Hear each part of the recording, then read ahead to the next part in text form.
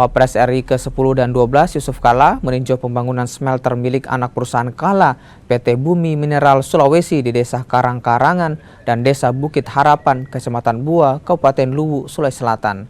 Smelter yang menggunakan energi terbarukan dan diklaim ramah lingkungan ini dijadwalkan beroperasi pada bulan November 2023 mendatang. Smelter ini pun siap menampung ribuan pekerja. Smelter nikel milik keluarga JK ini memiliki kapasitas produksi 33.000 ton nikel per tahun. Kita menghindari bahwa kekayaan alam Indonesia itu semua lari keluar. Harus kelola ini dan milik kita semua, usaha daerah dan juga insinyur ini semua anak daerah semua. Kau tadi, ini ada kelompok sendiri insinyur urusan ini.